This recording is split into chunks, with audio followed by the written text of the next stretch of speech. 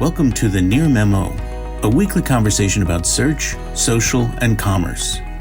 What happened, why it matters, and the implications for local. Hey everybody, welcome back to the Near Memo. This is episode 139. It's me, Greg Sterling, and Mike Blumenthal today with our special guest, Curtis Boyd, who's going to be, this is a dedicated episode talking about review fraud, the state of review fraud, whether Google's having any impact on it, making a dent. And then specifically, we're going to be talking a lot about LSA review fraud that Mike has been writing about quite a bit lately. And Curtis can tell you a little bit more about his background, but for people that don't know him, he's the CEO and co-founder of the Transparency Company, which is a company dedicated to identifying review fraud and helping consumers and businesses by kind of rooting out the bad actors. And he's really the leading expert on the state of review fraud, given his company's work. Curtis, do you want to add anything to that? I would add one thing, that his middle name is Sisyphus. Meaning the Greek character who the Greek character who pushes that stone up the hill only to have it fall down. Yeah. Yes, that's so Curtis Sisyphus. What you really mean, this is a Sisyphusian endeavor. So yes. Curtis, what else do you want to tell us about your company? Oh man. Well, it sometimes feels like that, to build technology to identify reviews and then, learn that some people really don't care about it. It sometimes feels like that boulder is just rolling right over me. But fortunately, we're living in a time where more and more regulators are starting to care about fake reviews. And it's a very exciting time for us and the company. We use algorithms to detect fake online reviews. We look at content, we look at behavior in the profiles, and we're able to make very accurate predictions on whether reviews were earned or paid for, and then print evidence that's usable in court for regulators to pursue those bad actors or to send that evidence to administrators. Unfortunately, they don't listen nearly as well, so it can be tough to get administrators to. And when you say administrators, you're talking about the platforms themselves? Yeah. It's very difficult to communicate with administrators, even when you show them proof that reviews are fake and say, "Hey, here's the proof. These reviews are clearly fake. Can you please take them down?" And oftentimes, you'll have to use Google product experts, or on different platforms you can use people who have relationships with these administrators. But it's a lengthy process, as Mike and I'm sure the rest of the world knows. Communicating with Google is very difficult or impossible, and getting them to admit that these reviews are fake are often a massive struggle. Well, my theory on Google, as somebody who submits a lot of fake reviews or reviews that don't show, is that one, they put hoops in the way to jump through to make it so that not everybody can request this, but that it's an accumulation of evidence they need to take it down. So you start with a simple report, then you go to an appeal, and maybe you file an abuse report, and then you take it to the forum with a case number. By the time you take it to the forum and then escalate it, you're actually going to get a human looking at it through the forum. So what happens initially is automated, and in the forum it's probably manual. Thus, any rational human being looking at this rational evidence ultimately acts. So I do think there's sort of a weird madness to this process in Google, but it's obtuse and too complicated and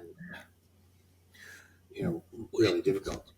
Just in case anybody who's listening to this isn't intimately familiar with this problem, which most people probably are. Let's sort of lay out what's at stake, both for the consumer and for the business, the honest businesses, with the phenomenon of review fraud, because it's annoying for people that are involved with it. It can be very difficult, challenging to deal with. But what's at stake in the broader sort of online economy for business owners and for consumers? How would you frame that, Curtis? Oh man, well. If you think about the cost of review fraud in terms of harm to both consumer and business, it's a massive, massive, massive problem. I'll start with businesses. Small businesses are being put out of business, the honest ones, the ones that refuse to use fake reviews, the ones that are playing nicely, charging consumers regularly. I've personally experienced probably a dozen or so small businesses go out of business while they were experiencing their competitors, just use fraudulent reviews, and that watching them not being able to do anything about it and their life savings going down the drain. It was a tormenting experience.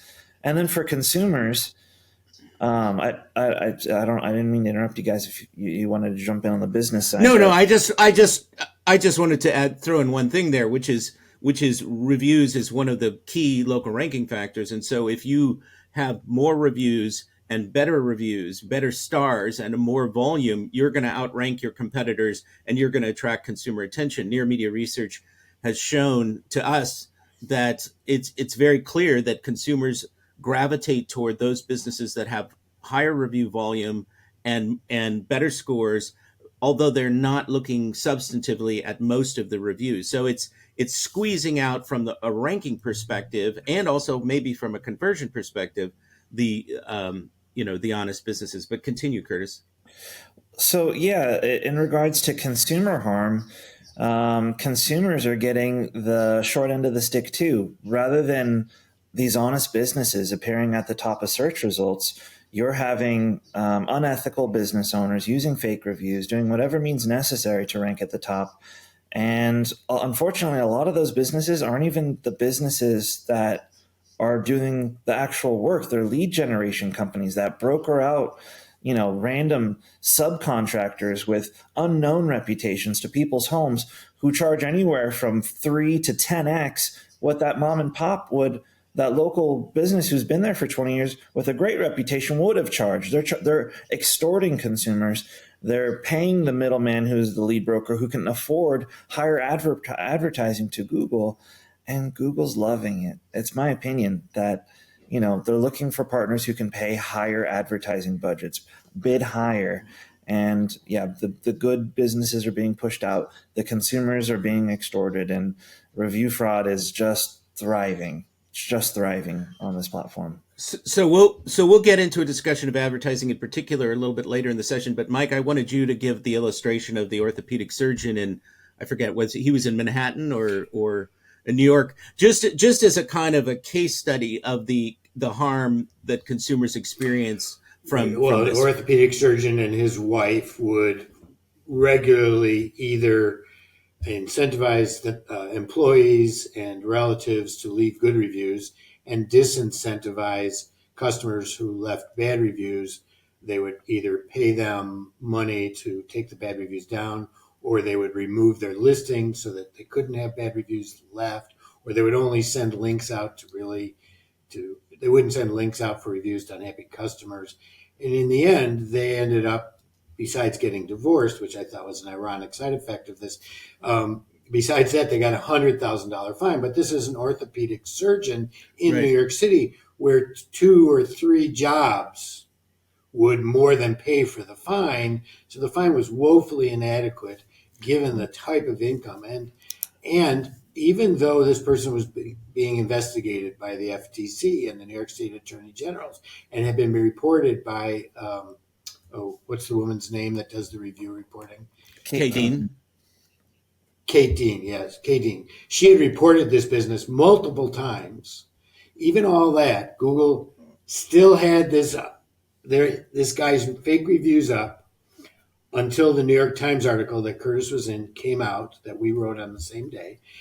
It was that article that precipitated Google to look at his listing and take the fake reviews down. It's like, so clearly they had a lot of heads up, both legal and administrative, as well as consumer reports about these fake reviews. And it took a newspaper article in the New York Times. I don't believe the New Media article did it, although maybe, to get Google to take the reviews down. Well, but this is a guy who just made tons and tons of money on his fake reviews. But the point I wanted to make is, if you choose a surgeon and you have surgery, you've chosen the wrong guy, that can be a lifelong problem. Or if you've chosen somebody who's less competent than somebody else, that's a pretty. You not only have you paid the money depending upon your health insurance coverage, you've had somebody cut into you And, that can't really be undone, right? So that's a kind of an extreme Yeah, example. it is an extreme example that's not so extreme, right? I mean, it happens with lawyers, it happens with all sorts of services, and a lot of the services where you see this are people coming into your home.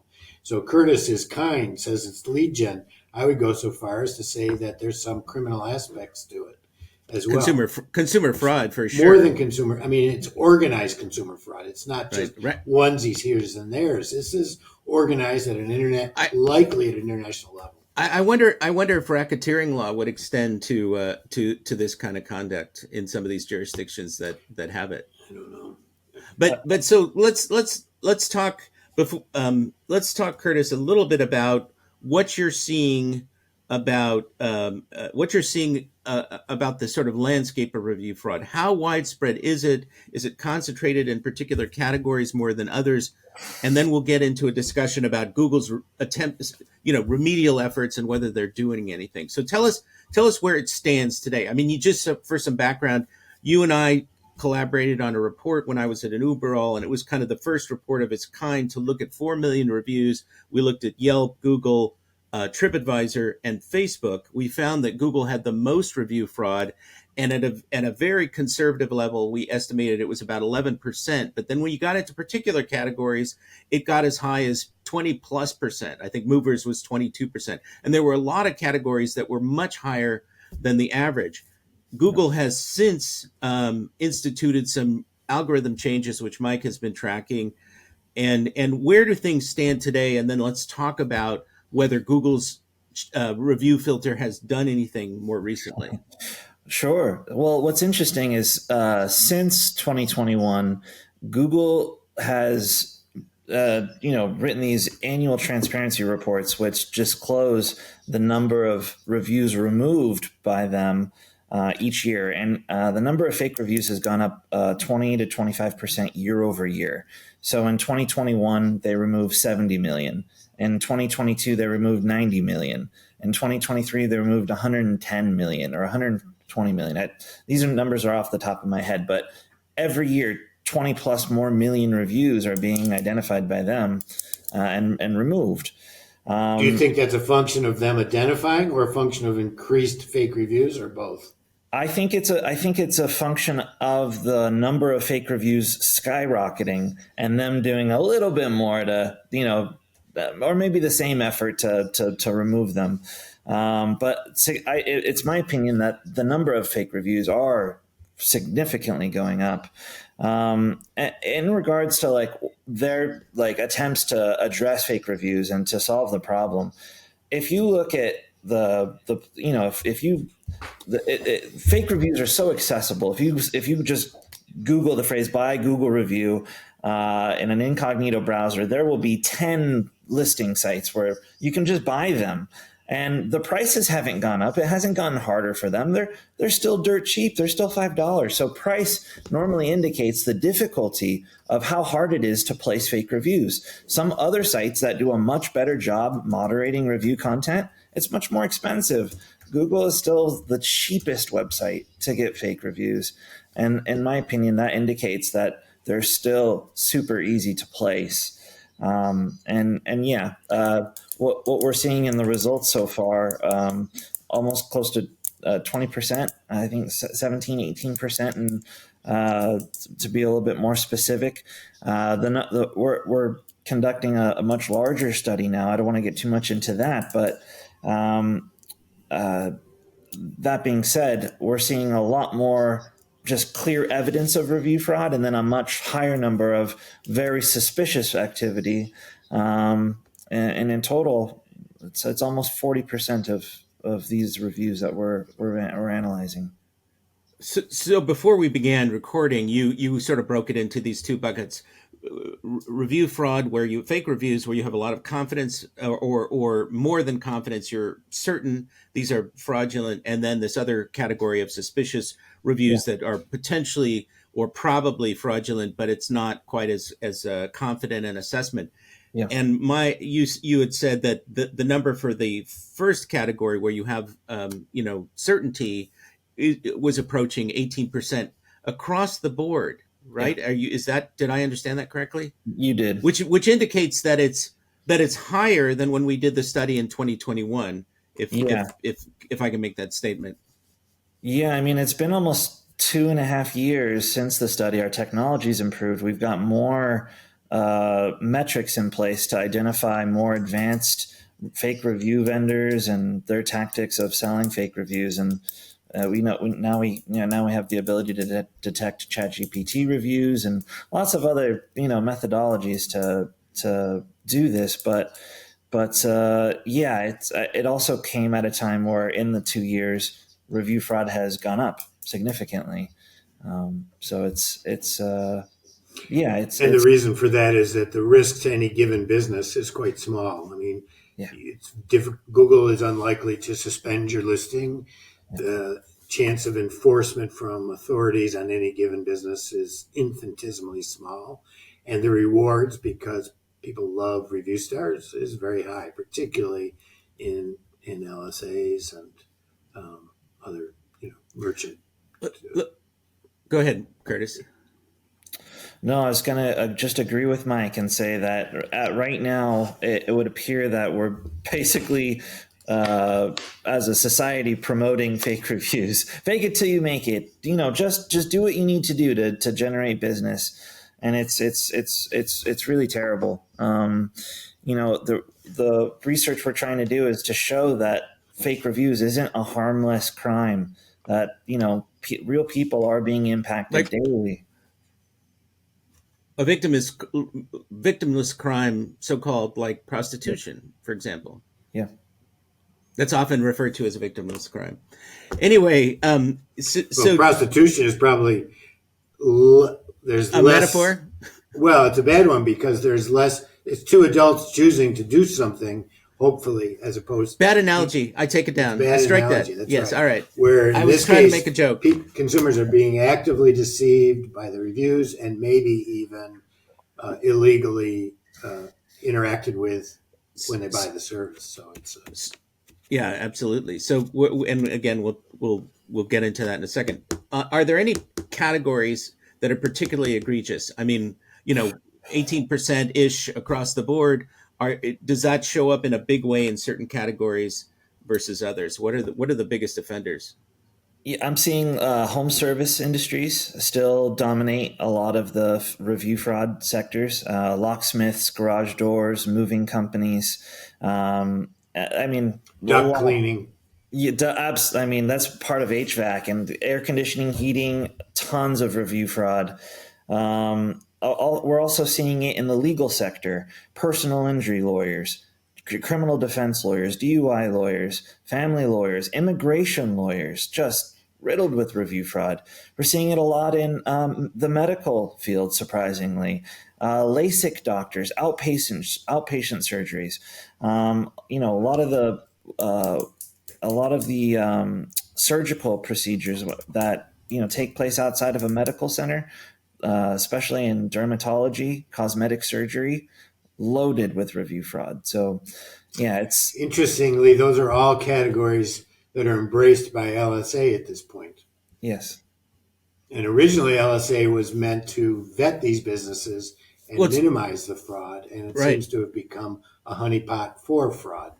Right. I mean, LSAs were designed to give consumers a higher degree of confidence in the businesses and essentially elevate them out of this sort of cesspool of spam and fraud that we're talking about. But it's, as Mike, as you say, that's not been successful.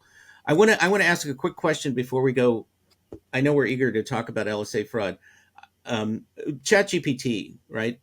Curtis, you alluded to that. And we started seeing, I forget whether this was on, I think this might have been on Amazon originally.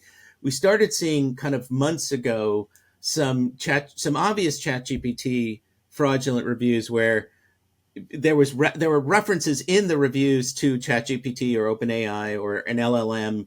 But what tell us a little bit about that, and then we'll go to LSA. What does that look like, and what are you seeing generally about it? How widespread is it? Yeah, that's a good question. It's actually fairly widespread, just from actual, like, what I believe are honest businesses having a few random folks saying, you know what, I use ChatGPT so much in my daily life, I'm going to use it to help me write a review. And they're actually, it's my opinion that we're seeing real profiles use ChatGPT to help them write reviews. And that's benign. Like, honestly, that's not something that I have a hard time with. It's when we see large trends, when we see lots of profiles using ChatGPT on the same business, where we can start to make deductions, where maybe we can start to question the legitimacy of this business or these reviews as a cluster. But we certainly are seeing lots of reviews written by ChatGPT. Well, interestingly, many of the review moderation platforms or not moderation, but reputation management platforms are now employing AI in some fashion, mostly through the OpenAI API, to respond to reviews on behalf of multi-location businesses, right? So they're using them for review responses, which is, there's a question about whether that's entirely ethical, but it's certainly not.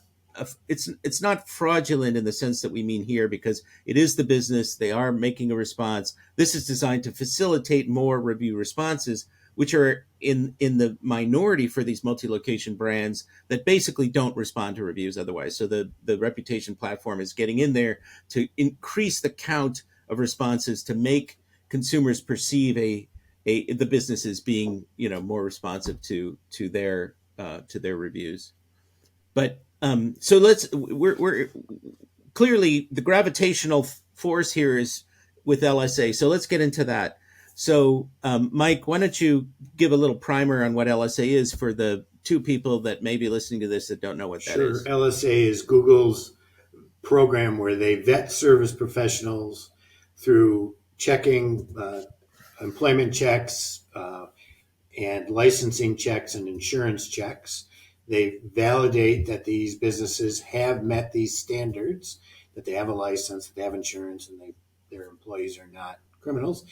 And it's an advertising program, a simple point and click program that originally was designed to keep these fake locksmiths out of the system, but it's a very easy to use program that when it is delivered in the SERPs, unfortunately, Google is not clearly marking these as ads, but they are adding what's called a Google guarantee, which means that if you hire a business, click on it to call this business, it's a click per call or click per message charge. It's not a cost per click, cost per call, I mean. And if you call them, you are then covered by Google's guarantee for many of these up to $2,000 for against I think job that being done. Yeah, there are caps on that, but Google is ostensibly offering some to make the consumer whole after some sort of mediation process. And as we mentioned in a newsletter several weeks ago, consumers are, even if they don't fully understand that these are ads, gravitate towards the rating stars, gravitate towards the guarantee, and frequently we see a massive drop in utilization of the local back and organic when these are present, that people are attracted to them and use them.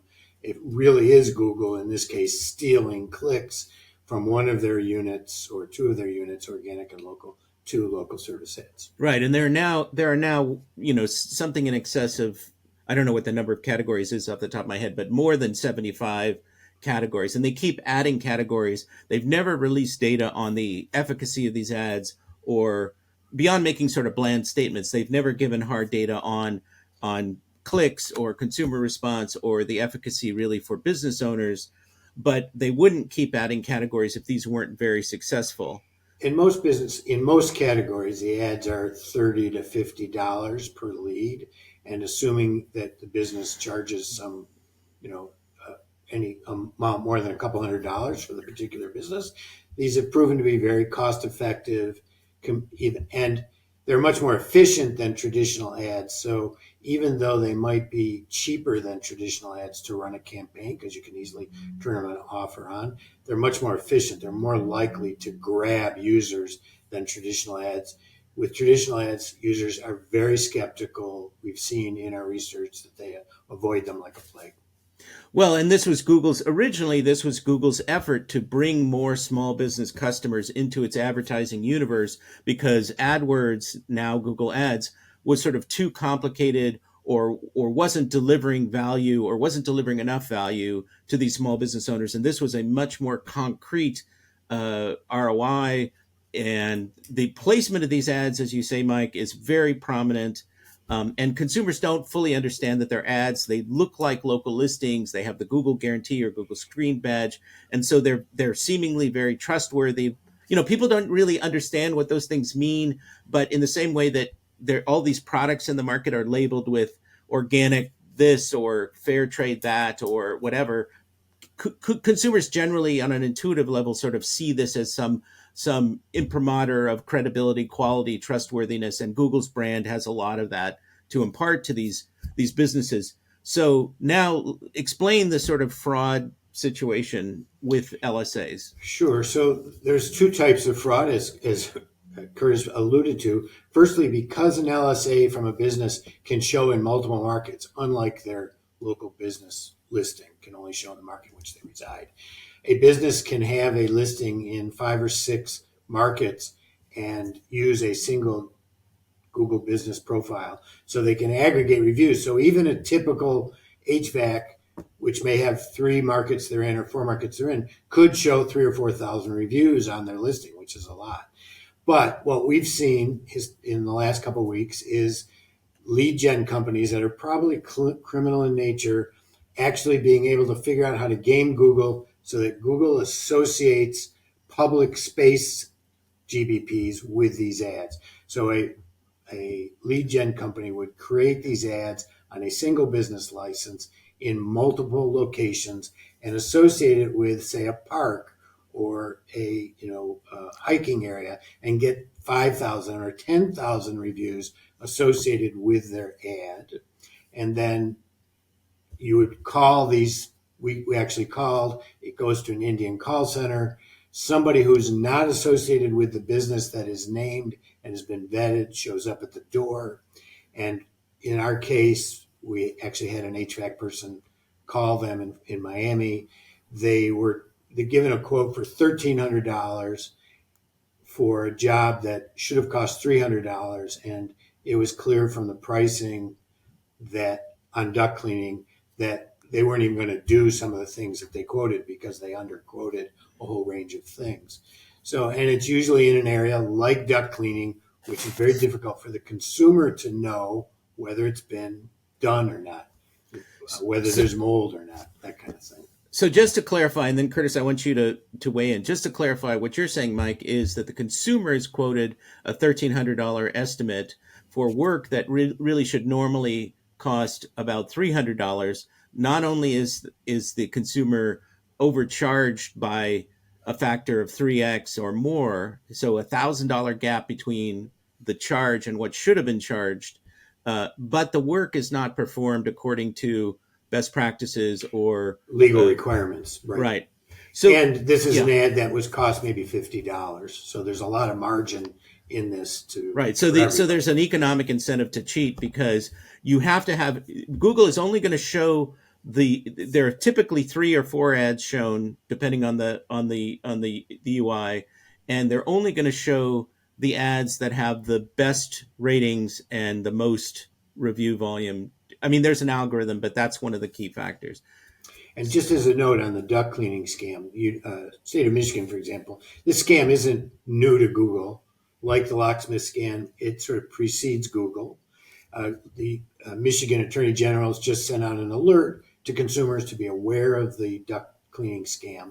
But Google is supercharging this scam with both exposure to very high numbers of searchers and with the Google guarantee and the theoretic Google vetting. But these guys are stealing business licenses and stealing reviews to get approved. So they're supercharging the scam.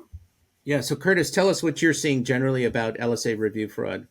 Oh man. Well, the LSA review jacking thing, we once the Mike and brought attention to it, we started investigating it a bit more. It's fascinating stuff. We're seeing even as far, I've seen one location so far with 20,000 stolen reviews. It's insane. And it's in almost every major city in 2 or 3 separate categories. And these lead gen scammers are stealing business from ethical businesses. They're overcharging consumers, right? And at the end of the day, they have higher. They're able to generate more advertising revenue, which then allows them to change their bidding strategy within their LSA dashboards and say, I want more. I want more and more and more. I can pay you more. I'm the better partner. You should sell all your ads to me. And other people are just getting boxed out. You see these people rank 1, 2, 3 all day long, all night long on the LSAs. And honest business is going, why can't I rank better on LSAs? Why can't I improve my ranking on LSAs? It's because you have people who are much more profitable extorting consumers, being able to outbid you and box you out. And I mean, I don't think Google's complaining very much there. Right. Just as an example of what Curtis is talking about, so I identified several of these in the Miami, Florida area, which Google took down. But there's a new one that's replaced the ones that were taken down, doing exactly the same thing with a different name and a different business license. And this new fake LSA listing is visible in Miami, Miami Beach, Daytona Beach, Tampa, Orlando, which is, the bulk of large metro areas in Florida. And it's the same effective listing that is visible in all of those. And it ranks number 1 in all those markets. And this is just in the last week, where after Google has been clearly identified of this high review jacking, and there's a new listing that's having broad statewide impact. One of the things that is the most frustrating about LSA is that there isn't a means to communicate with anyone about disputing fake reviews or the listings themselves, and they never talk. They will never respond. They even created a form for us a few months ago to submit information in regards to fake reviews and fake LSAs. I haven't had one response, let alone one thing done with over almost 1,000 submissions, right? Filling out that form hundreds and hundreds of times. And Google Maps, sure, we get responses when we see action even. But an LSA, You actually get a case number back, yeah, so that you can follow up with Google, because there's a case number to track it through the system, but not with LSAs. they're basically boxing us out of LSA, saying, stay away from our $1 billion baby. We're making money here. Leave us alone. And it is so frustrating because the number of fake reviews on LSA is way worse than Google Maps. People are spamming LSAs with fake reviews, pumping them full of fake reviews.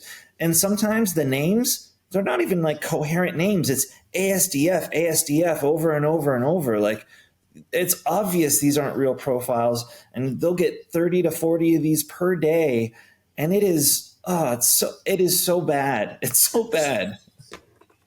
So this raises the question about Google's intent, the sophistication or the efficacy of Google's takedown efforts.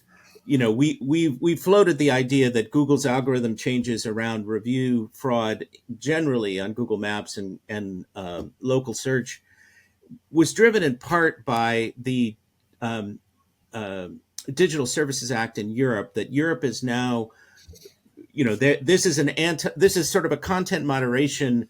It does a bunch of things, but one of the things it does is it tries to protect consumers against fraud, illegal content. In fact, X is now under investigation under this DSA for some other stuff that's irrelevant to this conversation.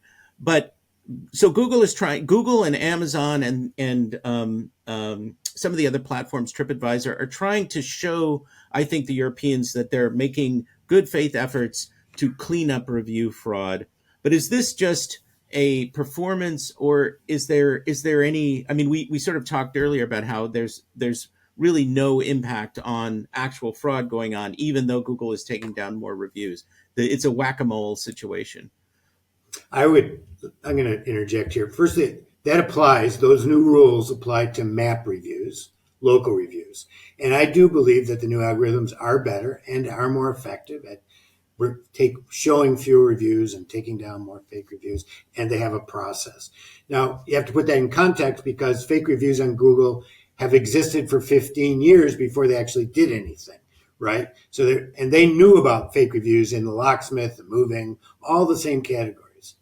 Now that so Google did do something in local. I don't think it's performative. I think it's actual. But simultaneously, they're highlighting LSA significantly more than maps in these categories where they have none of these controls. And the problem in LSA is multiplied by the guarantees and the claims that Google makes, and the constraints are non-existent. This is Google Maps 2008 from a review point of view. There are virtually no rules, and just the simple rule that one LSA listing could aggregate reviews, or 5 LSA listings could aggregate reviews with 1 GBP, for example, creates strong incentives to have massive numbers of reviews. So built into the system, that doesn't even talk about cheating. That's fair play. It seems to me, Curtis, that given what you're saying about bidding, that these lead gen companies are able to bid more, and it's a sort of a virtuous cycle in a certain twisted way of winning more business, bidding more, getting more consumers, perpetuating the fraud. That Google could go around in all of these categories and simply look at the top bidders and investigate them. I mean, so that's one thing that they could be doing. Your technology, your methodology, certainly Google could duplicate that and do a better job of catching these folks. But I think that Google just doesn't, that there's some acceptable level of fraud in Google's mind, because they're just not going to be able to police it entirely. And the question is, what's the acceptable level of fraud versus, how much effort they need to make to satisfy their critics and whatever the compliance requirements now they face in Europe. Any thoughts on all of that? In the U.S., I said a bunch of stuff. Yeah, in the U.S. we have Section 230, so acceptable level of fraud is pretty high, right? Because they're not liable. Here, it's 100%. That's in Europe, it's my opinion that they're not going to be concerned with the fines. Just as Mike said, that $100,000 fine for that surgeon, it was nothing. It was pennies, right? And certainly at 20, you're going to see, maybe a $25 to $100 million fine for fake reviews for an entire year. That's nothing to these big tech companies. Sure, no problem. Fine. Allow us to continue doing business, please, and let us on with our way. It's the cost of doing business, in a sense. Yeah, and it's nothing. It's such a small number to them. So let's kind of wrap up here with some practical information for people. I mean, we could go on and give a lot of specific examples, but I think people have a general sense. Review fraud is getting worse. It's particularly egregious in LSA categories, and Google has a disincentive to police it because they're getting revenue from these companies, or they're sort of willful blindness, as they say in the law. What can people do about this, Mike and Curtis? What are the practical steps that ethical, honest businesses and their representatives like SEOs and their digital agencies should and can and should take here? Well, in terms of licensing abuse, businesses can report to their state licensing agents that somebody has stolen their license and using it inappropriately. The problem is, as I've learned, none of these people know. Like, I've been calling a number of the actual licensees whose number is being used. None of them realized that their license had been stolen, even though one of them had gotten bad reviews about it. So obviously, if agencies find this, reporting them to licensing authorities. I don't know. Given Google's intransigence and slowness and in unwillingness to deal with this, I mean, I would walk away from LSAs if I were any reasonable business and Well, move. I don't know ex- what to tell them. I mean, except as you point out, they are very, very effective as an advertising vehicle. I mean, if they are privileged in their position on the SERP, and people click through at very high rates, and so a rational recommendation to business owners is test out LSAs because they perform so well. yes. And then I guess they would have to monitor their competitors for fraud and report them both to Google and to the state attorney general and to the licensing authorities. That which is what's been happening in maps for years. It was a legitimate tactic to try to find fraud and report it. But this level of fraud is much higher, and a lot of it is criminal. I think my research indicates that at least in the duct cleaning, they're using foreign nationals to deliver the service that are probably undocumented. We don't know that, and that it's international in scope and probably run by a few criminal Albanian or Israeli organizations. We don't know yet. So it's heavy duty stuff. So, Mike, were you done? Yeah. So, Curtis, you get the last word here. Any practical advice for business owners or their surrogates about how to deal with this? Holy moly.